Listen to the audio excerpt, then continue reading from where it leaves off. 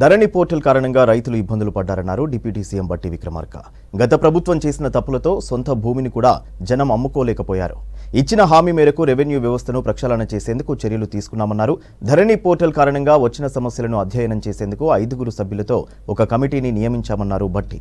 గత ప్రభుత్వం ఎంతో హడావుడిగా ఎలాంటి అధ్యయనం చేయకుండా తీసుకొచ్చిన ధరణి పోర్టల్ కారణంగా ప్రజలు ఎన్నో సమస్యలు ఎదుర్కొన్నారు. కొంతమందికి భరణంగా, మరికొంతమందికి ఆభరణంగా, చాలామందికి భారంగా మారింది. గత ప్రభుత్వం చేసిన తప్పులతో ఎంతోమంది తమ అవసరాల కోసం సొంత భూమిని కూడా అమ్ముకోలేకపోయారు.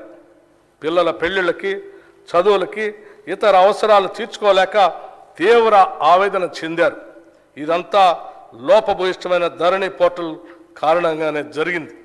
ఇప్పుడు మా ప్రభుత్వం ఏర్పడిన తర్వాత రికార్డులు పరిశీలించిన మీదట ఇది నిజమేనని తేలింది.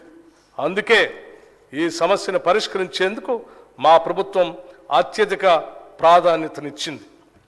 ఇచ్చిన హామీ మేరకు రెవెన్యూ వ్యవస్థను ప్రక్షాళన చేసేందుకు సత్వర చర్యలు తీసుకున్నాం. ధరణి పోర్టల్ అమలు కారణంగా వచ్చిన సమస్యలను అధ్యయనం చేయడానికి 5 సభ్యులతో ఒక కమిటీని నియమించాం. అధికారంలోకి వచ్చిన నెల రోజుల్లోనే ఇంతటి కీలకమైన నిర్ణయం తీసుకొని నిపుణుల కమిటీకి బాధ్యత అప్పగించడం గతంలో ఎన్నడూ జరగలేదు.